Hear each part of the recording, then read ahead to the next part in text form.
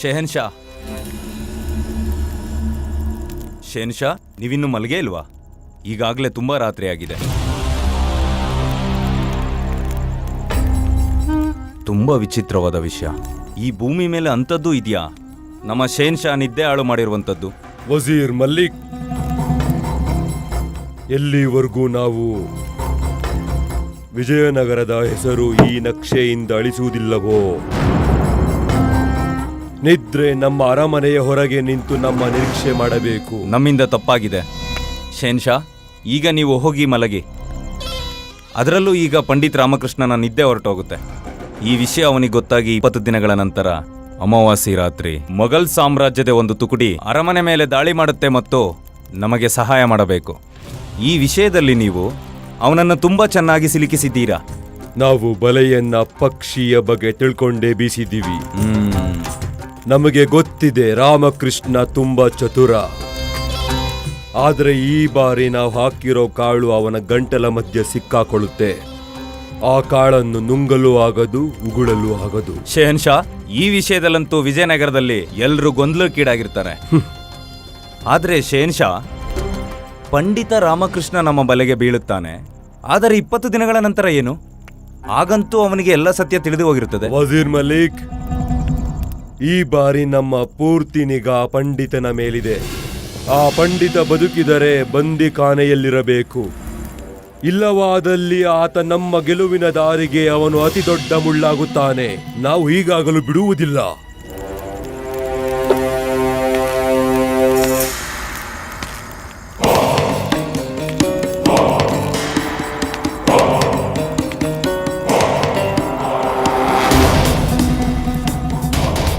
ವಜೀರ್ ಮಲಿಕ್, ಹೇಳಿ ಶೆಹನ್ಶಾ. ಸೇನೆಯ ಒಂದು ತುಕಡಿ ಬಹಾಮನಿ ರಾಜ್ಯದ ಕಡೆ ಹೋಗಿತ್ತಲ್ಲ, ಅದೆಲ್ಲಿಯವರೆಗೆ ತಲುಪಿದೆ? ಶೆಹನ್ಶಾ, ನೀವು ಆದೇಶ ನೀಡಿದ್ರಲ್ಲ, ನಮ್ಮ ಸೇನೆ ಬಹುಮನಿ ಹತ್ರ ತಲುಪೋದಿದೆ.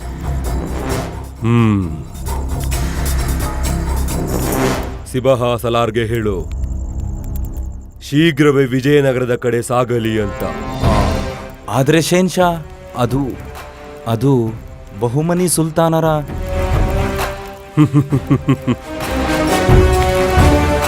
ಸಂಶಯ ಬೇಡ ವಜೀರ್ ಮಲ್ಲಿಕ್. ಅದೊಂದು ತಂತ್ರ ಶತ್ರುಗಳನ್ನ ದಾರಿ ತಪ್ಪಿಸಲು. ಸೇನೆಯ ನಿಜವಾದ ಗುರಿ ವಿಜಯನಗರ ಮಾತ್ರ. ಶೀಘ್ರ ಸಂದೇಶ ನೀಡು.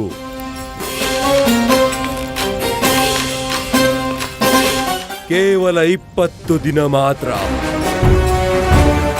20 ದಿನ ಈ ದರಿದ್ರ ಚಂದ್ರನ ಬಿಳಿ ಬೆಳಕು ನಮ್ಮ ನಿದ್ರೆಯನ್ನು ಹುಡುಕುತ್ತಿರುತ್ತೆ. ನಂತರ ಈ ಬಿಳಿ ಬೆಳಕು ಕಪ್ಪಾಗುತ್ತೆ. ನಾವಾಗ ವಿಜಯನಗರದ ಮೇಲೆ ಪೂರ್ಣವಾಗಿ ಹಿಡಿತ ಸಾಧಿಸಿ ನೆಮ್ಮದಿಯ ನಿದ್ರೆಯನ್ನು ಅಪ್ಪಿಕೊಳ್ಳುತ್ತೇವೆ. ಇನ್ಶಾ ಅಲ್ಲಾ, ಹಾಗೆ ಆಗುತ್ತದೆ ಶೆಹನ್ಶಾ. ವಿಜಯನಗರದ ಮೇಲೆ ಆಕ್ರಮಣ. ಮೊಘಲ್ ಸೇನೆ ವಿಜಯನಗರದ ಕಡೆ ಬರ್ತಿದೆ. ಇದರಲ್ಲಿ ಖಂಡಿತ ಯಾವುದೋ ಷಡ್ಯಂತ್ರದ ದುರ್ಗಂಧ ಬರ್ತಿದೆ. ಈಗ ತಾನೇ ಗುರುವರಿಯರು ವಿಚಿತ್ರವಾಗಿ ಮಾತಾಡಿದ್ರು. ಆದ್ರೆ ಈ ರೀತಿ ಗುಪ್ತ ಸಂದೇಶದ ಪತ್ರ ಇಲ್ಲಿ ಸಿಗೋದು, ಇದೆಲ್ಲ ಯಾವುದರ ಸಂಕೇತ? ಸಂಕೇತ ಏನಾದ್ರೂ ಆಗಿರ್ಲಿ ರಾಮ, ಕಷ್ಟಗಳು ನಿನ್ನ ಹತ್ರನೇ ಬರ್ತಿವೆ ಹಾಗಂತ ನನಗೆ ಅನಿಸ್ತಿದೆ. ಸಂಭವತಃ ಈ ಬಾರಿ ನೀನ್ ತಪ್ಪಿಸ್ಕೊಳಕ್ ಸಾಧ್ಯವೇ ಇಲ್ಲ. ಅಯ್ಯೋ ದೇವ್ರೇ.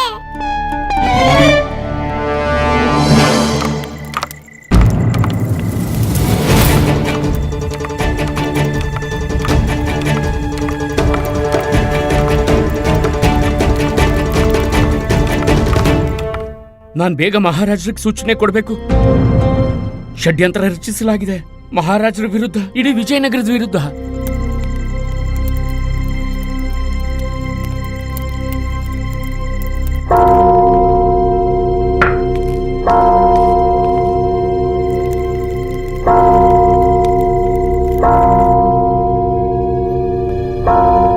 ಆಪತ್ಕಾಲದ ಗಂಟೆಯ ಧ್ವನಿ ಈ ಸಮಯದಲ್ಲಿ.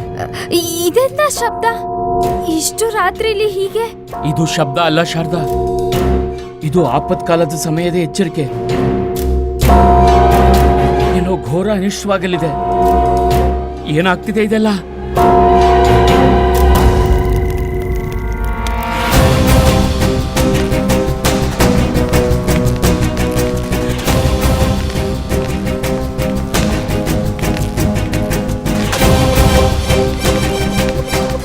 ಗುರುವರ್ಯ, ಅಂಥದ್ಯಾವ ಅವಶ್ಯಕತೆ ಬಂದದೋಗಿತ್ತು ತಾವು ಅರ್ಧರಾತ್ರಿಯಲ್ಲಿ ಆಪತ್ಕಾಲಿಕ ಗಂಟೆ ಬಾರಿಸುವಂತದ್ದು?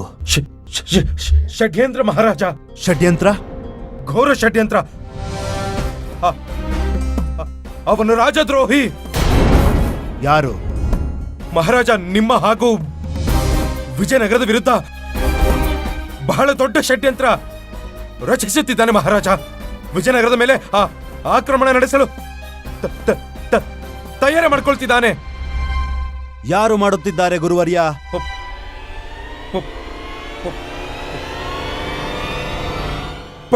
ಪಂಡಿತ ರಾಮ. ಗುರುವರ್ಯ, ಇದೆಂತ ಅರ್ಥಹೀನ ಮಾತನಾಡುತ್ತಿದ್ದೀರಿ? ಪ್ರತೀತಿಯಾಗುತ್ತದೆ ಅರ್ಧ ನಿದ್ರೆಯಲ್ಲಿ ಎದ್ದು ಬಂದಿದ್ದೀರೆಂದು.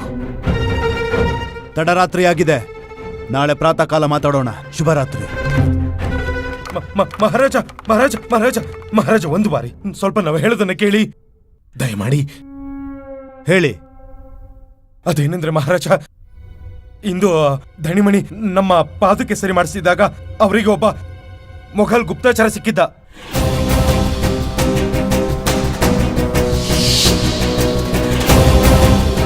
ಹಾಗೂ ಮಹಾರಾಜ ಅವನು ಇವರನ್ನು ಇಬ್ಬರು ಅಮ್ಮಂದಿರ ಮಗನ ಬಗ್ಗೆ ಕೇಳ್ತಿದ್ದಂತೆ. ಗುರುವರ್ಯ, ಇಬ್ಬರು ಅಮ್ಮಂದ್ರ ಮಗ ನಾನೇ. ಇಬ್ಬರು ಅಮ್ಮಂದಿರ ವ್ಯಕ್ತಿಯಂತೂ ಪಂಡಿತ ರಾಮಕೃಷ್ಣರು. ಅದೇ ಮಹಾರಾಜ. ಗುರುವರ್ಯ, ಯಾರೋ ಅಜ್ಞಾತ ವ್ಯಕ್ತಿ ಧಣಿಮಣಿಯನ್ನು ಪಂಡಿತ ರಾಮಕೃಷ್ಣರ ಬಗ್ಗೆ ಏನೋ ಕೇಳಿದ್ರೆ ನೀವ್ ಅಂದ್ಕೊಳ್ತಿದ್ದೀರಾ ಪಂಡಿತ ರಾಮಕೃಷ್ಣ ಆ ವ್ಯಕ್ತಿ ಜೊತೆ ಸೇರಿ ಏನೋ ಷಡ್ಯಂತ್ರ ಮಾಡ್ತಿದ್ದಾರೆಂದು? ಎಂತ ಉಪಹಾಸ್ಯ ಗುರುವರ್ಯ. ಇಲ್ಲ ಇಲ್ಲ ಇಲ್ಲ ಇಲ್ಲ ಮಹಾರಾಜ, ನಾವು ಈ ನಾಲಾಯಕ ಅರ್ಥಾತ್ ಧಣಿಮಣಿ ಮಾತು ನಂಬಲಿಲ್ಲ ಮಹಾರಾಜ. ಆ ಅಪರಿಚಿತ ವ್ಯಕ್ತಿ ನಮಗೂ ರಸ್ತೆಯಲ್ಲಿ ಸಿಕ್ಕಿದ. ಮಹಾರಾಜ, ಯಾಕೆಂದ್ರೆ ನಮಗೆ ಅವನ ಮೇಲೆ ಸಂದೇಹವಿತ್ತು. ನಾವು ಅವನನ್ನ ಹಿಂಬಾಲಿಸಿದ್ವಿ. ಆಗ ವ್ಯಕ್ತಿ ಪಂಡಿತ ರಾಮಕೃಷ್ಣರ ಮನೆಗೆ ಹೋದ. ಆ ಗುಪ್ತಚರ ಪಂಡಿತ ರಾಮಕೃಷ್ಣನಿಗೆ ಹೇಳ್ತಿದ್ದ, ಸರಿಯಾಗಿ 20 ದಿನದ ನಂತರ ಮೊಘಲ್ ಸೇನೆ ವಿಜಯನಗರದ ಮೇಲೆ ಆಕ್ರಮಣ ಮಾಡಲು ಬರುತ್ತದೆ. ಹಾಗೆಯೇ ಮೊಘಲ್ ಸೇನೆ ವಿಜಯನಗರ ತಲುಪುತ್ತಿದ್ದಂತೆ ಪಂಡಿತ ರಾಮಕೃಷ್ಣ ದಕ್ಷಿಣ ದ್ವಾರ ತೆರೆಯುತ್ತಾರೆ. ಅದಾದ ನಂತರ ವಿಜಯನಗರದ ಮೇಲೆ ಆಕ್ರಮಣ ಹಾಗೂ ನಿಮ್ಮ ಪರಾಜಯ. ಮಹಾರಾಜ, ನಾವು ಇದನ್ನೂ ಕೇಳಿದ್ವಿ. ನೀವು ಪರಾಜಿತರಾದ ನಂತರ ವಿಜಯನಗರದ ಹೊಸ ರಾಜ ಪಂಡಿತ ರಾಮಕೃಷ್ಣ ಆಗ್ತಾನೆ. ಪಂಡಿತ ರಾಮಕೃಷ್ಣ? ಮಹಾರಾಜ. ವಿಜಯನಗರದ ಮೇಲೆ ಆಕ್ರಮಣ ಮಾಡಲು ಮೊಘಲರಿಗೆ ಸಹಾಯ ಮಾಡುವರೆ? ಹೌದು ಮಹಾರಾಜ. ಅಸಂಭವ. ಅವ್ರ್ಯಾಕೆ ಹೀಗ್ ಮಾಡ್ತಾರೆ? ದ್ವೇಷ ಮಹಾರಾಜ.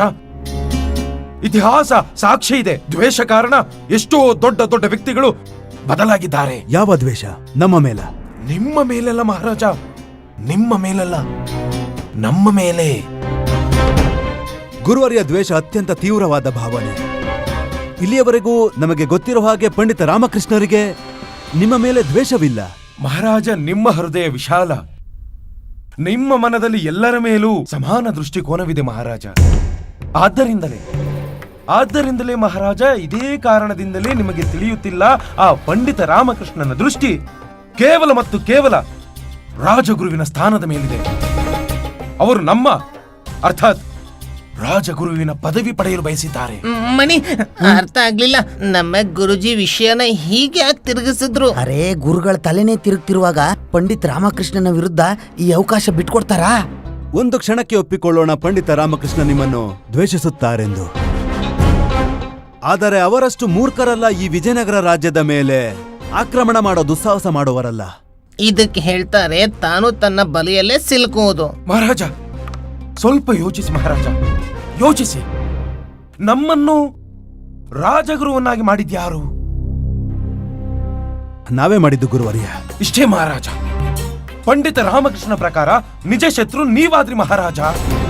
ಕಾರಣ ನೀವು ಅವರನ್ನು ರಾಜಗುರುವನ್ನಾಗಿ ನೇಮಿಸಲಿಲ್ಲ.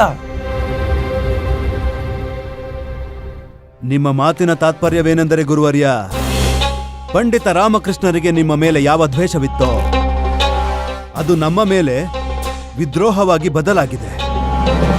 ಆ ಕಾರಣದಿಂದ ಈಗ ಪಂಡಿತ ರಾಮಕೃಷ್ಣ ನಮ್ಮನ್ನು ಗುರಿಯಾಗಿಸಿದ್ದಾರೆ. ನಿಜ ಮಹಾರಾಜ, ಈ ಬಾರಿ ಅಕ್ಷರ ಸಹ ಸರಿಯಾಗಿ ಯೋಚಿಸಿದ್ರಿ ಮಹಾರಾಜ. ನೀವು ಸರಿಯಾಗಿ ಯೋಚಿಸಿದ್ರಿ. ಹಾಗೂ ಇಂಥದ್ದೇ ಆಲೋಚನೆ ಒಬ್ಬ ಬುದ್ಧಿವಂತ ರಾಜ ತನ್ನ ಬುದ್ಧಿವಂತ ರಾಜಗುರು ಬಗ್ಗೆಯೂ ಮಾಡಬೇಕು. ಮಹಾರಾಜ, ನಮ್ಮ ಪ್ರಕಾರ ನಾವು ಸಮಯ ವ್ಯರ್ಥ ಮಾಡಬಾರದು. ಪಂಡಿತ ರಾಮಕೃಷ್ಣ ರಾಜದ್ರೋಹಿ, ಅವರಿಗೆ ಕಠೋರವಾದ ದಂಡನೆ ಸಿಗಬೇಕು. ಮಹಾರಾಜ, ನಾವು ಖಂಡಿತ ರಾಮಕೃಷ್ಣನನ್ನು ಗುಪ್ತಚರನ ಜೊತೆ ಷಡ್ಯಂತ್ರ ಮಾಡುವಾಗ ಸಾಕ್ಷಿ ಸಮೇತ ಹಿಡಿದಿದ್ದೀವಿ. ಆದ್ರೆ ನಮ್ಮಿಂದೊಂದು ತಪ್ಪಾಗೋಯ್ತು ಮಹಾರಾಜ. ಎಂತಹ ತಪ್ಪು? ಮಹಾರಾಜ, ಆ ಪಂಡಿತ ರಾಮಕೃಷ್ಣ ನಮ್ಮನ್ನು ಗುಪ್ತಚರನ ಮಾತನ್ನು ಕೇಳುವಾಗ ನೋಡ್ಬಿಟ್ರು. ಮಹಾರಾಜ, ಪಂಡಿತ ರಾಮಕೃಷ್ಣನು ತನ್ನ ರಹಸ್ಯವನ್ನು ಗುಪ್ತವಾಗಿ ಇಡಲು ಈಗ ಬರಬಹುದು. ಬರ್ತಿದ ಹಾಗೆ ಹೇಳ್ತಾರೆ, ನಾನೇನ್ ಮಾಡ್ದೆ, ನನ್ನ ಸಿಕ್ಕಾಕ್ಸಿದರೆ ಮಹಾರಾಜ, ನೀವು ಅವ್ರ ಮಾತನ್ನು ಅಲ್ಲಿ ನೋಡಿ ಮಹಾರಾಜ,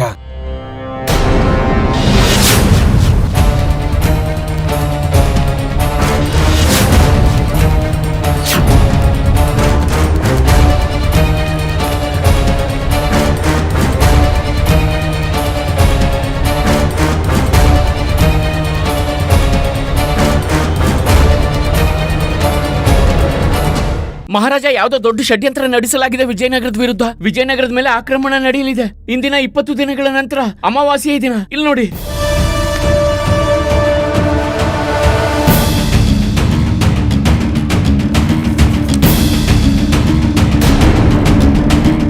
ಏನಾಯ್ತು ಮಹಾರಾಜ? ಓದಿ. ಮಹಾಮಂತ್ರಿಗಳೇ, ಓದಿ ಇದನ್ನು.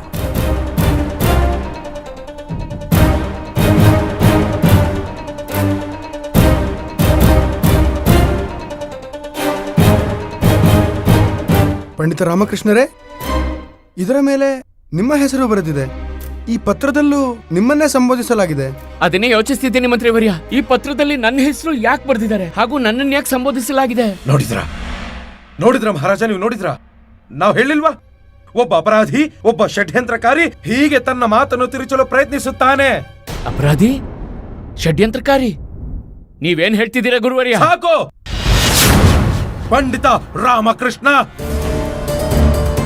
ರಾಜದ್ರೋಹಿ.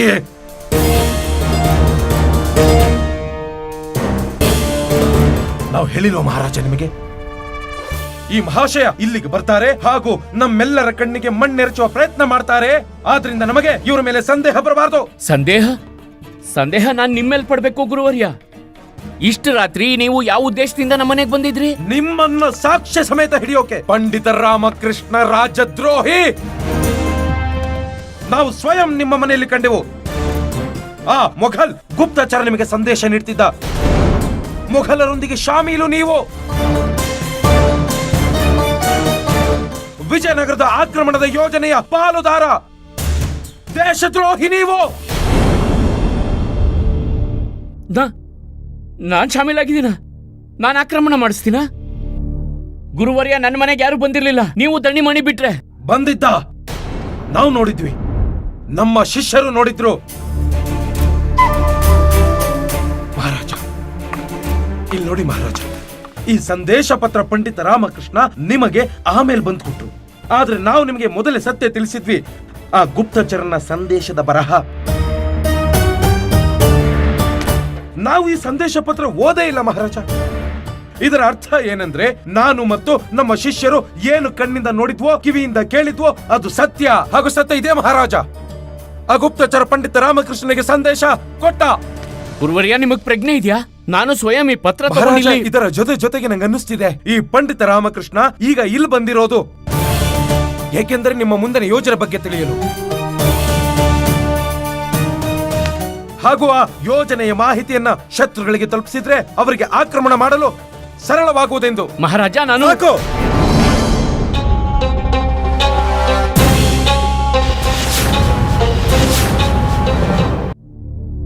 ಮಹಾಮಂತ್ರಿಗಳೇ, ಮಹಾರಾಜ, ಈಗಲೇ ಈ ಕ್ಷಣವೇ ಪಂಡಿತ ರಾಮಕೃಷ್ಣರನ್ನು ಬಂಧಿಸಲ್ಪಡಬೇಕು. ಆದ್ರೆ ಮಹಾರಾಜ, ನಾವೇನ್ ಹೇಳ್ತೀವಿ? ನಾವು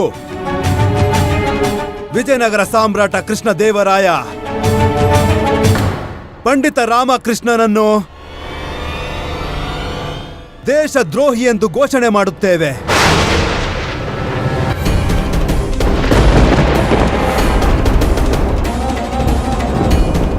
ಹಾಗೂ ಇವರಿಗೆ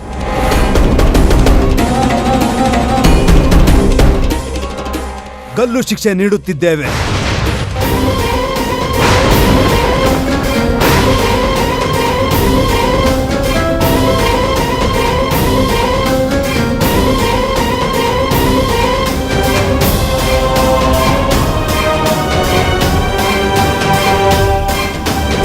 ನಿಮ್ಮಾಜ್ಞೆ ಮಹಾರಾಜ. ಸೈನಿಕರೇ,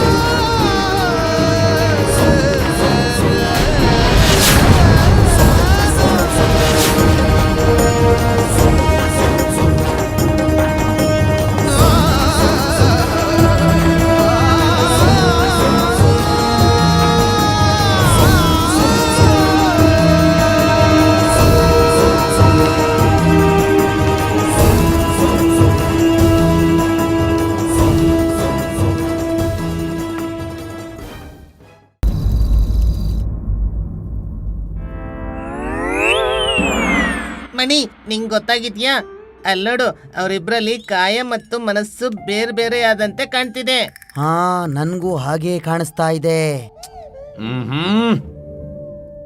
ಸರಿಯಾಗಿ ಕಾಲು ಒತ್ತಕ್ಕೋ ಬರೋದಿಲ್ಲ. ಇಷ್ಟು ವರ್ಷ ನೃತ್ಯಾಭ್ಯಾಸ ಮಾಡಿ ಏನ್ ಕಲ್ತಿದ್ಯಾ ನೀನು? ನೃತ್ಯಕ್ಕೂ ಕಾಲೊತ್ತಕ್ಕೂ ಏನ್ ಸಂಬಂಧ? ಸಂಬಂಧದ ಬಗ್ಗೆ ಮಾತಾಡಬೇಡ ನರ್ತಕ್ಕೆ. ಈ ಸಮಯ ವಿಜಯನಗರದಲ್ಲಿ ಸಮಯದ ಪರಿವರ್ತನೆ ಚಕ್ರ ತಿರುಗುತ್ತಿದೆ. ಯಾವಾಗ ಎಲ್ಲಿ ಯಾರು ಶತ್ರು ಜೊತೆ ಸೇರ್ತಾರೋ ಒಂದು ಗೊತ್ತಾಗ್ತಾ ಇಲ್ಲ. ಸ್ವಲ್ಪ ಜೋರ ಕಾಲೊತ್ತು. ಅಷ್ಟು ಜೋರಾಗಿ ಒತ್ತಬೇಡ, ಸ್ವಲ್ಪ ಮೆಲ್ಲಗೆ ಒತ್ತು. ಒಂದ್ಸಲ ಹೇಳ್ತಾರೆ ಜೋರಾಗಿ, ಮತ್ತೊಂದ್ಸಲ ಹೇಳ್ತಾರೆ ಮೆಲ್ಲಗೆ. ಸರಿಯಾಗಿ ಕಾಲೊತ್ಬೇಕಂದ್ರೆ ನಮ್ಮ ಮುಂದೆ ತಬಲ ಬಾರಿಸಿ, ಅನ್ಯತಾ ನಾ ಹೋಗ್ತೀನಿ. ನಿನಗೆ ಎಷ್ಟು ದುಸ್ಸಾಹಸ! ನಮಗೆ ಆಗಲ್ಲ ಅಂತೀಯ? ಯಾರು ಇಲ್ಲಿಯ ರಾಜ? ರಾಜರಂತೂ ಒಬ್ಬರೇ, ಮಹಾರಾಜ ಕೃಷ್ಣದೇವರಾಯ. ಅಲ್ಲ, ಮಹಾರಾಜ ಕೃಷ್ಣದೇವರಾಯ ಕೇವಲ ಕಾರ್ಯಕಾರಿ ರಾಜ. ನಾವೇ ಇಲ್ಲಿ ನಿಜವಾದ ರಾಜ, ಮಹಾರಾಜ ತಥಾಚಾರ್ಯ.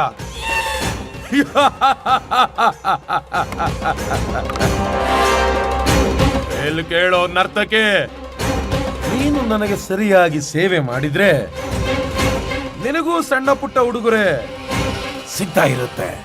ಆದ್ರೆ ನೀವು ಗುರುವರ್ಯರು. ನಾವೀಗ ಕೇವಲ ರಾಜಗುರುವಾಗಿ ಇದ್ಬಿಟ್ವಿ. ಆದ್ರೆ ಹಿಂದೆ ಎಲ್ಲ ಮಹಾರಾಜರಿಗೆ ನಮ್ಮ ಮಾತು ಆದೇಶದ ಸಮಾನ ಪ್ರತೀತಿಯಾಗಿತ್ತು. ಆದ್ರೆ ಈ ಮಧ್ಯದಲ್ಲಿ ಬಂದ್ಬಿಟ್ಟ ಪಂಡಿತ ರಾಮ ಕೃಷ್ಣ ದರ್ಬಾರ್ ಸೇರ್ಕೊಂಡು ಎಲ್ಲವನ್ನು ಹಾಳು ಮಾಡಿಬಿಟ್ಟ. ಆದ್ರೆ ಈಗ ನಮ್ಮ ಪಾದಕ್ಕೆ ಚುಚ್ಚಬೇಕಿದ್ದ ಮುಳ್ಳು ಸ್ವಯಂ ಆ ಕೂಪಕ್ಕೆ ಹೋಗಿ ಬಿದ್ದಿದೆ. ಅಲ್ಲಿಂದ ಯಾರೂ ಮರಳಿ ವಾಪಸ್ ಬರಲಾಗದು. ಈಗ ನಮ್ಮ ಬಾಡಿದ ಬದುಕಲ್ಲಿ ಪುನಃ ಸುಗಂಧ ಮರಳಿ ಬಂದಿದೆ. ಈಗ ವಿಜಯನಗರದಲ್ಲಿ ಕೇವಲ ಮತ್ತು ಕೇವಲ ನಮ್ಮ ಹೆಸರಿನ ಗಾಳಿ ಬೀಸಲಿದೆ. ಮತ್ತೆ ಕೇಳು ನರ್ತಕೆ, ನಾವು ನಿನ್ನ ಹಳೆಯ ಚಾಲನ್ನು ಸಹಿಸಲಾಗುವುದಿಲ್ಲ. ಆದ್ರೆ ನೀವು ಸಾಕು, ನಮ್ಗೆ- ಹಳೆಯ ವಿಷಯ ಬೇಡ. ಕಳೆದು ಹೋದದ್ದು ಕಳೆದು ಹೋಯಿತು. ಈಗದೆಲ್ಲ ಬೇಡ. ಕೇಳೋ, ಹಾ ಮಹಾರಾಜ. ನಾವು ನಿಂಗೆ ನಿನ್ನ ಯೋಗ್ಯತೆ ಸಾಬೀತುಪಡಿಸಲು ಅಂತಿಮ ಅವಕಾಶ ನೀಡ್ತಿದ್ದೇವೆ. ಹೋಗು, ನಮಗಾಗಿ ರುಚಿಯಾದ ಖಾದ್ಯ ತಯಾರಿಸಿತಾ. ಹೋಗೋ. ನಡಿ ಮಣಿ, ಈ ಮುದಿಯನಿಂದ ನಾವು ಅವಕಾಶ ಕೇಳೋಣ. ಹಾ, ನಾವು ಅವಕಾಶ ಕೇಳಿ ವಿಜಯನಗರ ಬಿಟ್ಟು ಓಡೋಗೋಣ. ನಡಿ ನಡಿ. ಪ್ರಣಾಮಗಳ ಗುರುಜಿ. ಮಹಾರಾಜ ಪ್ರಣಾಮ ಮಹಾರಾಜ. ಮಹಾರಾಜ, ನಮಗೆ 1 ದಿನದ ಅವಕಾಶ ಬೇಕು. ಅವಕಾಶ? ಎಂಥ ಅವಕಾಶ? ಅದು ಮಹಾರಾಜ, ನಿಮಗಂತೂ ಗೊತ್ತೇ ಇದೆ, ಇದೇ ನಮ್ಮ ಪಕ್ಕದ ಮನೇಲಿರೋ ಸುದಿ ಅಮ್ಮ ಗೋವು. ಅದರ ಒಡ ಹುಟ್ಟಿದ ತಂಗಿಯಾದ ಗೋವು 5 ವರ್ಷದ ಹಿಂದೆ ಸ್ವರ್ಗಸ್ಥವಾಯಿತು. ನಮಗೆ ಬಹಳ ದುಃಖವಾಯಿತು. ನಾವು ಅದರ ನಿಧನಕ್ಕೆ ಸಂತಾಪ ಸೂಚಿಸಲು ಹೋಗ್ಬೇಕು. ಅರೇ ಮೂರ್ಖರೇ, 5 ವರ್ಷದ ಹಿಂದೆ ಸತ್ತ ಹಸುವಿಗಾಗಿ ಖೇದ ವ್ಯಕ್ತಪಡಿಸಲು ಹೋಗ್ಬೇಕೆ? ಅದು ಈಗ? ಮಹಾರಾಜ, ನಮ್ಗೆ ಈಗ ನೆನಪಾಯ್ತು. ಹೋಗಿ ಆ ಕಾರ್ಯನ ಪೂರ್ಣ ಮಾಡಿ ಬರೋಣ ಅನ್ನಿಸ್ತು, ಅದಕ್ಕೆ. ಇಲ್ಲ, ನೀವು ಖೇದ ಆ ಗೋವಿಗಲ್ಲ, ಪಂಡಿತ ರಾಮಕೃಷ್ಣನಿಗೆ ವ್ಯಕ್ತಪಡಿಸಬೇಕು. ಅದು ಅವನ ಮನೆಗೆ ಹೋಗಿ ಅವನ ಅಮ್ಮ ಹಾಗೂ ಅವನ ಪತ್ನಿ ಶಾರದಾಳ ಮುಂದೆ. ಇಲ್ಲ ಇಲ್ಲ ಇಲ್ಲ ಇಲ್ಲ ಗುರುಜಿ, ನಾವೀಗ ಹೋಗಲ್ಲ. ಯಾಕೆ? ಈಗ ಯಾಕೆ ಹೋಗಲ್ಲ? ಇಲ್ಲ ಗುರುಜಿ. ಮಹಾರಾಜ, ರಾತ್ರಿ ಹೋದ್ರೆ ಅಮ್ಮ ಲಾಠಿಯಿಂದ ನಮ್ಮ ಮೂಳೆ ಮುರಿತಾಳೆ. ನಿಮ್ಗೆ ಗೊತ್ತಲ್ವಾ ಅಮ್ಮ ಎಷ್ಟು ಚೆನ್ನಾಗಿ ಲಾಠಿ ಬೀಸ್ತಾರೆ. ನಾವು ಹೋಗಲ್ಲ. ಸರಿ, ಅಡ್ಡಿ ಇಲ್ಲ. ನಾಳೆ ಪ್ರಾತಃ ಕಾಲ ಹೋಗಿ.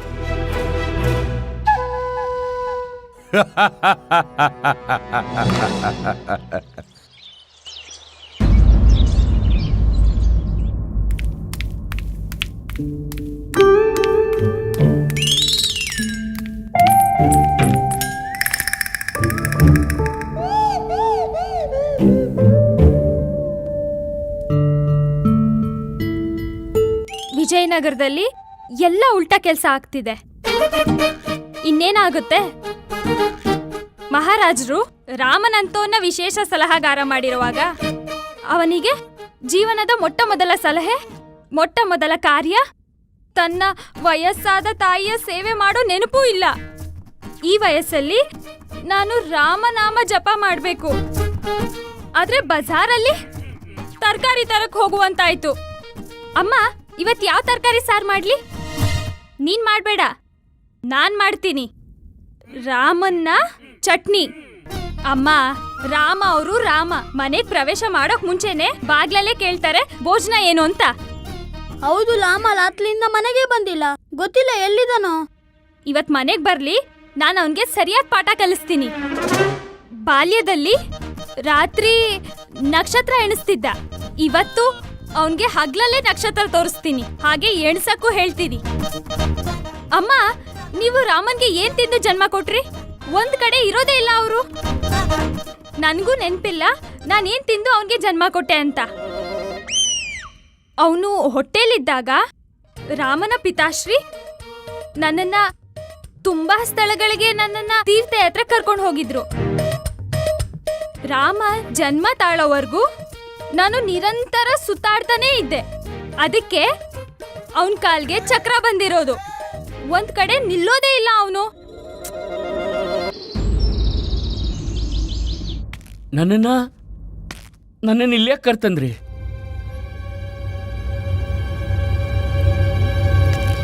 ಯಾಕೆಂದರಿದು ನಮ್ಮ ಆದೇಶ. ಏಕಾಂತ. ಮಹಾರಾಜ, ನಂದು ಯಾವ ದೋಷ ಇಲ್ಲ. ನನ್ನನ್ನು ತಪ್ಪು ತಿಳ್ಕೊಂಡಿದ್ದೀರಾ. ಅದೇ ಪಂಡಿತ ರಾಮಕೃಷ್ಣ, ಅದೇ ನಾವು ನೀವಿಂತಹ 2 ತಲೆ ಸರ್ಪವೆಂಬುದನ್ನು ಅರಿಯಲಾಗಲಿಲ್ಲ, ಅರ್ಥ ಮಾಡಿಕೊಳ್ಳಲಿಲ್ಲ. ಮಹಾರಾಜ, ನಿಮ್ಮ ಬಾಯಿಂದ ಒಂದು ಶಬ್ದವನ್ನು ಕೇಳ ಬಯಸುವುದಿಲ್ಲ. ನಿಮ್ಮಂತಹ ರಾಜದ್ರೋಹಿಯ ಬಾಯಿಂದ. ನೀವೇ ಪಂಡಿತ ರಾಮಕೃಷ್ಣ? ನಾವು ಸ್ವಪ್ನದಲ್ಲೂ ಯೋಚಿಸಿರಲಿಲ್ಲ ನೀವು ನಮ್ಮ ವಿರುದ್ಧ, ವಿಜಯನಗರ ರಾಜ್ಯದ ವಿರುದ್ಧ ಷಡ್ಯಂತ್ರ ಮಾಡುವಿರೆಂದು. ಎಂತ ಸ್ಥಾನ ಕೊಟ್ಟಿದ್ದೆವು ನಾವು ನಿಮಗೆ, ಗೌರವ ನೀಡಿದ್ದೆವು, ನಿಮ್ಮನ್ನು ತಲೆ ಮೇಲೆ ಕೂರಿಸಿಕೊಂಡಿದ್ದೆವು. ಆದರೆ ನೀವು ಮಹಾರಾಜ, ನಂಗೆ ಒಂದೇ ಒಂದು ಅವಕಾಶ ನೀಡಿ ನಾನು ಸಾಬೀತುಪಡಿಸೋದಕ್ಕೆ. ನಾನು ಪಂಡಿತ ರಾಮಕೃಷ್ಣ, ಯಾವುದೇ ನ್ಯಾಯ ವ್ಯವಸ್ಥೆಯಲ್ಲಿ ದಂಡ ನೀಡಿದ ನಂತರ ಯಾವುದೇ ಆರೋಪಿಗೂ ವಾದ ಮಾಡಲು ಅವಕಾಶ ನೀಡುವುದಿಲ್ಲ. ಈಗ ನಿಮ್ಮ ದಂಡನೆ ನಿಮಗೆ ನೀಡಲಾಗಿದೆ.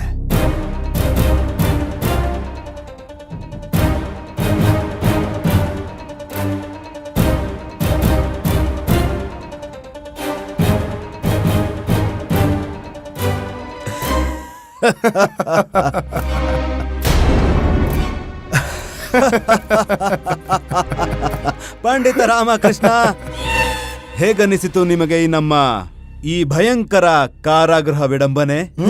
ಭಯಪಟ್ರಿ ಅಲ್ವಾ? ಭಯ?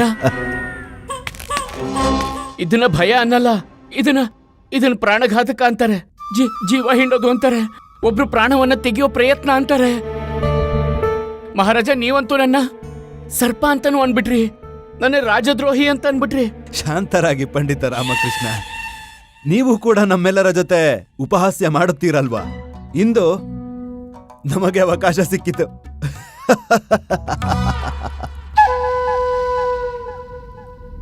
ರಾಮ,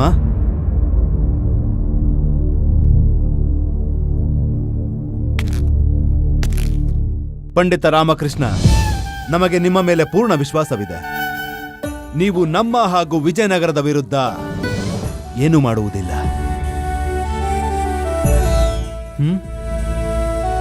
ಹಾಗೂ ನಮ್ಮ ಉಪಹಾಸ್ಯದ ಕಾರಣ ನಿಮಗಾದ ಮಾನಸಿಕ ಹಿಂಸೆಗಾಗಿ ಅದಕ್ಕೆ ನಾವು ನಿಮ್ಮಲ್ಲಿ ಕ್ಷಮೆ ಕೇಳುತ್ತೇವೆ. ಇಲ್ಲ ಮಹಾರಾಜ, ತಾವು ಇದೇನ್ ಮಾಡ್ತಿದ್ದೀರಿ? ಕ್ಷಮೆ ಕೇಳೋದು ನಿಮಗೆ ಶೋಭೆ ಕಾಣೋದು. ನೀವು ನನ್ನನ್ನು ತುಂಬಾ ಹೆದರ್ಸ್ಬಿಟ್ಟಿದ್ರಿ.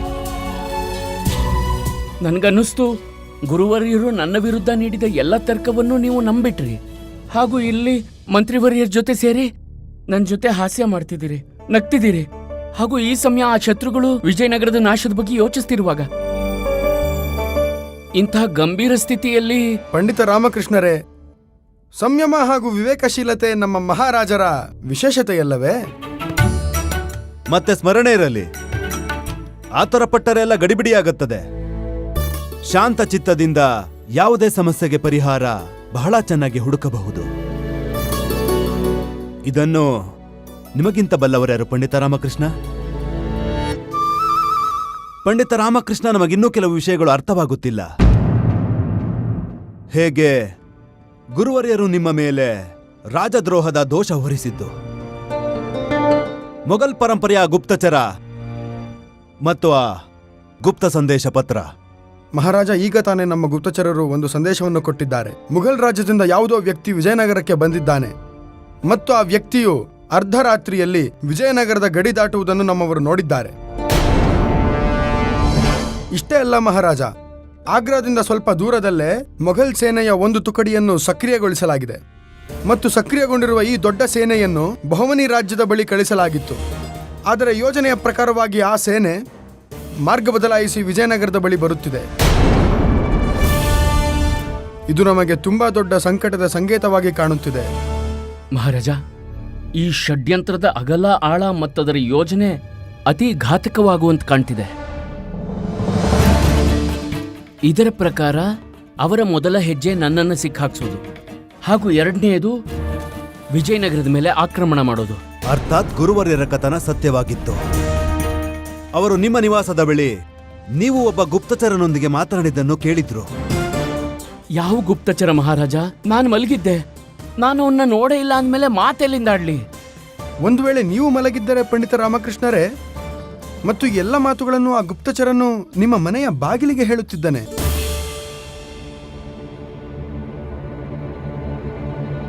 ಒಂದು ಕ್ಷಣ ಮಹಾರಾಜ, ಅವನು ನನ್ನ ಜೊತೆ ಮಾತಾಡ್ತಿರ್ಲಿಲ್ಲ. ಅರ್ಥಾತ್ ಅವನು ತನ್ನ ಮಾತನ್ನ ಯಾರಿಗೋ ಕೇಳಿಸ್ತಿದ್ದ. ಯಾರಿಗೆ ಕೇಳಿಸುತ್ತಿದ್ದ? ಗುರುವರ್ಯರಿಗೆ. ಅವನು ಬಹಳ ಚಾಣಾಕ್ಷತನದಿಂದ ಗುರುವರ್ಯರನ್ನ ತನ್ನ ಹಿಂದೆನೆ ನಮ್ಮ ಮನೆವರೆಗೂ ಕರ್ಕೊಂಡ್ಬಂದ. ನಂತರ ಅವ್ರಿಗೆ ಕೇಳಿಸೋ ಹಾಗೆ ನನ್ ಜೊತೆ ಮಾತಾಡೋ ಹಾಗೆ ಅಭಿನಯಿಸ್ದ. ಗುರುವರ್ಯರ್ಗನ್ನಿಸ್ತು ನನ್ನ ಮೊಗಳರ ಜೊತೆ ಸೇರಿದ್ದೀನಿ ಅಂತ. ಅದಕ್ಕೆ ಅವ್ರು ಓಡೋಡಿ ನಿಮ್ಮ ಹತ್ರ ಬಂದ್ರು. ಗುಪ್ತಚರನ ಇಲ್ಲಿವರೆಗಿನ ಯೋಜನೆ ಸಫಲವಾಯಿತು.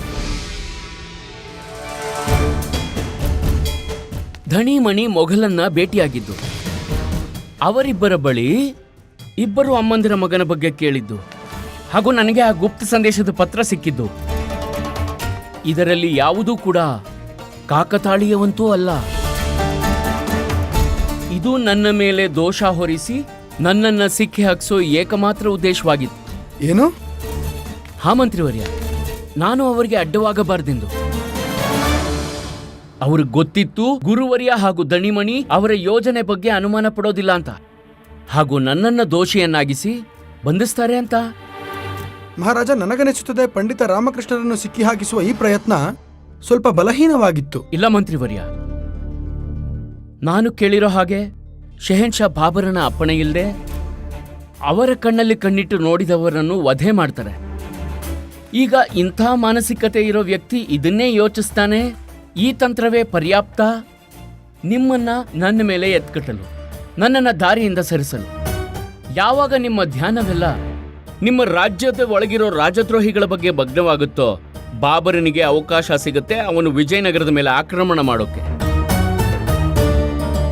ಆದ್ರೆ ಅವನಿಗೆ ಗೊತ್ತಿಲ್ಲ ನಮ್ಮ ಮಹಾರಾಜ ಎಷ್ಟು ಧೀರ ಹಾಗೂ ಲೋಕಶಾಲಿ ಎಂಬುದು. ಅವರಲ್ಲಿ ಯಾವ ಅಸುರಕ್ಷತೆ, ಯಾವ ಅಹಂಭಾವನೆಯೂ ಇಲ್ಲ, ಹಾಗೂ ಸತ್ಯವೇನೆಂದು ಅರಿಯದೆ ಯಾರಿಗೂ ದಂಡನೆಯೂ ನೀಡುವುದಿಲ್ಲ. ನಿಮ್ಮ ಮಹಾನತೆಯ ಬಗ್ಗೆ ಅವನಿಗೆ ಗೊತ್ತಿಲ್ಲ ಮಹಾರಾಜ. ನಿಮ್ಮ ಮಾತಿನ ತಾತ್ಪರ್ಯವೇನು ಪಂಡಿತ ರಾಮಕೃಷ್ಣ? ಮಹಾರಾಜ, ನನ್ನ ಮತ್ತು ನಿಮ್ಮ ನಡುವೆ ಬಿರುಕು ಮಿಡಿಸುವ ಪ್ರಯತ್ನದಲ್ಲಿ ಅವರು ತಮ್ಮ ಆಕ್ರಮಣದ ಯೋಜನೆ ಬಗ್ಗೆ ನಮಗೆ ತಿಳಿಯದಂತೆ ಮಾಡಿದ್ರು. ಆದರೆ ನಮ್ಮೆಲ್ಲರನ್ನ, ವಿಶೇಷವಾಗಿ ನಿಮ್ಮನ್ನ ಅರಿಯುವುದರಲ್ಲಿ ಅವರು ತಪ್ಪೆಸಗಿದ್ರು. ಅವ್ರಿಗೆ ನಾವು ಮಾತ್ರ ಗೊತ್ತು, ಆದ್ರೆ ನಮ್ಮ ಬಗ್ಗೆ ಗೊತ್ತಿಲ್ಲ. ಅದ್ಭುತ ಪಂಡಿತ ರಾಮಕೃಷ್ಣ. ಅವರ ಬಗ್ಗೆ ಗೊತ್ತಿಲ್ಲದೆ, ಅವರನ್ನು ಕಾಣದೆ ನೀವು ಬಾಬರನ ಯೋಜನೆಯನ್ನು ಕಂಡುಹಿಡಿದು ಬಿಟ್ಟಿರಿ. ತುಂಬಾ ದೂರದ ದೂರದೃಷ್ಟಿ ನಿಮ್ಮದು. ನಾವು ಪ್ರಭಾವಿತರಾದೆವು. ಆದರೆ ಮಹಾರಾಜ, ಮೊಘಲರ ಸೇನೆಯಂತೂ ಆಗಲೇ ವಿಜಯನಗರದ ಕಡೆ ಪ್ರಸ್ಥಾನ ಮಾಡಿಯಾಗಿದೆ. ಬರಲಿ ಬಿಡಿ ಅವರನ್ನು. ಬರಲಿ ಆ ಸುಲ್ತಾನ್ ಬಾಬರ್. ವಿಜಯನಗರದ ಪುಣ್ಯ ಭೂಮಿ ಮೇಲೆ ಹೆಜ್ಜೆ ಇಡುವ ಮೊದಲೇ ನಾವು ಅವನನ್ನು. ಮಹಾರಾಜ, ನನಗೆ ನಿಮ್ಮಿಂದ ಒಂದು ವಚನ ಬೇಕು. ಎಂತ ವಚನ? ಅದೇ, ನಾನು ನಿಮ್ಗೇನ್ ಕೇಳ್ತೀನೋ ನೀವು ಅದನ್ನ ಕೊಡ್ಬೇಕು. ಕೊಡುತ್ತೇವೆ ಪಂಡಿತ ರಾಮಕೃಷ್ಣ. ಆದರೆ ವಚನವೇನು? ಮಹಾರಾಜ, ನನ್ನ ಮೇಲೆ ಭರವಸೆ ಇದ್ರೆ ಮೊದಲು ವಚನ ನೀಡಿ. ವಚನ ಕೊಟ್ಟಾಯ್ತು ಪಂಡಿತ ರಾಮಕೃಷ್ಣ. ಹೇಳಿ ವಿಷಯವೇನೆಂದು. ಮಹಾರಾಜ, ಯುದ್ಧ ಯಾವತ್ತೂ ಯಾವ ಸಮಸ್ಯೆಗೂ ಪರಿಹಾರವಲ್ಲ. ಅದು ಸ್ವಯಂ ಒಂದು ಸಮಸ್ಯೆಯಾಗ್ಬಿಡುತ್ತೆ. ಹಾಗೂ ನಾನು ಈ ಅನಾವಶ್ಯಕ ಯುದ್ಧವನ್ನು ತಡೆಯಲು ಪ್ರಯತ್ನಿಸುವೆ. ಮಹಾರಾಜ, ನಾನು ಬಾಬರನಿಗೆ ವಾಸ್ತವಿಕತೆ ಕನ್ನಡಿ ತೋರಿಸಿ ಇದನ್ನ ಅರ್ಥ ಮಾಡಿಸೋದಕ್ಕೆ ಬಯಸ್ತೀನಿ. ಒಬ್ಬ ಮಹಾರಾಜ ಒಬ್ಬ ರಾಜನ ಮಹಾನತೆ, ಕ್ರೂರತೆಯ ರಥದ ಮೇಲೆ ಸವಾರಿ ಮಾಡಿ ಲೋಕ ಗೆಲ್ಲೋದ್ರಲ್ಲಿಲ್ಲ. ಅದು ಮಾನವೀಯತೆಯ ಎತ್ತಿನ ಗಾಡಿಯ ಮೇಲೆ ಕೂತು ತನ್ನ ಪ್ರಜೆಗಳ ಹಿತಕ್ಕಾಗಿ ಜನಗಳ ಹೃದಯ ಗೆಲ್ಲುವುದರಲ್ಲಿರುತ್ತೆ ಅಂತ. ಈಗ ಇದನ್ನ ಅರ್ಥ ಮಾಡಿಸಲು ನಾನು ಆಗ್ರಾಗ್ ಹೋಗ್ಬೇಕು. ಅದು ಒಬ್ನೇ. ಪಂಡಿತ ರಾಮಕೃಷ್ಣ, ಏನು ಮಾತನಾಡುತ್ತಿರುವಿರಿ ನೀವು? ಯಾರು ನಿಮ್ಮ ವಿರುದ್ಧ ಷಡ್ಯಂತ್ರ ಮಾಡುತ್ತಿದ್ದಾರೋ ಅವರ ಬಳಿ ಸ್ವಯಂ ಹೋಗುವುದು ಪ್ರಾಣಕ್ಕಪಾಯವಾಗಬಹುದು. ಮಹಾರಾಜ, ನಾನು ಮಾತೃಭೂಮಿಯ ರಕ್ಷಣೆ ಮಾಡಲು ಈ ಅವಕಾಶವನ್ನು ಕೈಯಿಂದ ಕಳೆದುಕೊಳ್ಳಲಾರೆ. ಬಾಬರ್ ನನ್ನನ್ನು ನೋಡಿ ವಿಚಲಿತನಾಗ್ತಾನೆ. ನಾನು ಅವನ ಮುಂದೆ ಹೋಗಿ ಅವನ ದರ್ಪ ಅಡಗಿಸ್ತೀನಿ. ಅವನು ಗೊತ್ತಿಲ್ಲ, ವಿಜಯನಗರದ ರಕ್ಷಣೆಗಾಗಿ ನನ್ನಂಥ 100 ರಾಮಕೃಷ್ಣರು ಸಾಯಲು ಸಿದ್ಧ. ಆದ್ರೆ ಅವನನ್ನು ಎದುರಿಸಲು ಕೇವಲ ಒಬ್ಬ ಕೃಷ್ಣದೇವರಾಯ ಸಾಕಾಗುತ್ತದೆ. ಈಗ ಇದನ್ನ ನಾನು ಬಾಬರನಿಗೆ ತಿಳಿಸ್ಬೇಕು. ನನ್ನನ್ನು ತಾವು ಮತ್ತು ಮಂತ್ರಿವರಿಯ ದ್ರೋಹಿ ಅಂತ ಒಪ್ಪದಿದ್ರೂ ನನ್ನ ಮೇಲೆ ರಾಜದ್ರೋಹದ ಆರೋಪ ಇದೆ. ಹಾಗೂ ಶೀಘ್ರವೇ ಈ ವಿಷಯ ಇಡೀ ವಿಜಯನಗರದಲ್ಲಿ ಹಬ್ಬತ್ತೆ. ಇಲ್ಲ ಪಂಡಿತ ರಾಮಕೃಷ್ಣ, ನಿಮ್ಮ ಪ್ರಾಣಕ್ಕೆ ಕುತ್ತು ಬರಲು ನಾವು ಬಿಡುವುದಿಲ್ಲ. ಮಹಾರಾಜ, ನೀವು ನನಗೆ ವಚನ ನೀಡಿದಿರಿ. ನಾನು ಏನ್ ಕೇಳ್ತೀನೋ ಅದನ್ನು ಕೊಡ್ತೀನಿ ಅಂತ. ನಾನು ಆಗ್ರಾಗ್ ಹೋಗಿ ಬಾಬರನ್ನ ಭೇಟಿಯಾಗಲು ಅನುಮತಿ ಬೇಕು ಅಷ್ಟೇ. ಆದರೆ ರಘುಕುಲ ರೀತಿ ಸದಾ ಏನ್ ಹೇಳುತ್ತೆ? ಪ್ರಾಣ ಹೋದರೂ ವಚನ ತಪ್ಪದೆಂದು. ಪಂಡಿತ ರಾಮಕೃಷ್ಣರನ್ನು ಹೋಗಲು ಬಿಡಿ ಮಹಾರಾಜ. ಇವರಿಗೇನೂ ಆಗುವುದಿಲ್ಲ. ಏಕೆಂದರೆ ಇವರ ಬಳಿ ಎಲ್ಲದಕ್ಕಿಂತ ದೊಡ್ಡ ಶಕ್ತಿ ಇವರ ಬುದ್ಧಿಬಲದ ಶಕ್ತಿ.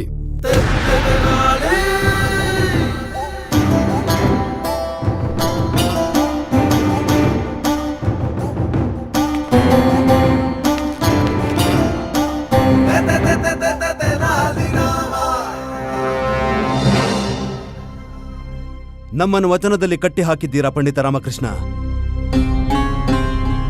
ನಾವೇನು ಮಾಡಬಲ್ಲೆವು? ಹೊರಡಿ ಪಂಡಿತ ರಾಮಕೃಷ್ಣ, ನೀವು ಹೊರಡಿ. ಮಾತೆ ನಿಮ್ಮ ರಕ್ಷಣೆ ಮಾಡುತ್ತಾಳೆ. ಧನ್ಯವಾದ ಮಹಾರಾಜ. ಈ ಬಾರಿ ರಘುಕುಲ ರೀತಿಯ ಮೇಲಾಣೆ. ರಾಮ ಆಳಿದರೂ ವಚನ ಅಳಿಯೋದು. ಸಮಯ ಬಂದಿದೆ ಮೊಘಲರಿಗೆ ಬುದ್ಧಿ ಕಲಿಸಲು. ಶೆಹೆನ್ಶಾ ಬಾಬರನಿಗೆ ನಮ್ಮ ಶಕ್ತಿಯ ಅರಿವಾಗುತ್ತೆ. ಇಬ್ಬರು ಅಮ್ಮಂದಿರ ಮಗನನ್ನು ಹುಡುಕ್ತಿದ್ದೆ ಅಲ್ವಾ? ಈಗ ಸ್ವಯಂ ಅವನೇ ಬರ್ತಿದ್ದಾನೆ.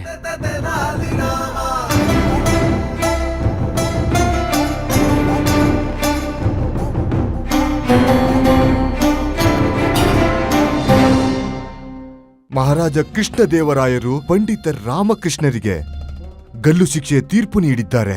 ಇಷ್ಟೊತ್ತಿಗಾಗಲೇ ಆ ಪಂಡಿತ ರಾಮಕೃಷ್ಣನಿಗೆ ನೇಣುಗಮ್ಮಕ್ಕೆ ಏರಿಸಿ ಬಿಟ್ಟಿರುತ್ತಾರೆ. ಹುಜೂರ್. ಶಹಬಾಷ್ ನಸರುದ್ದೀನ್.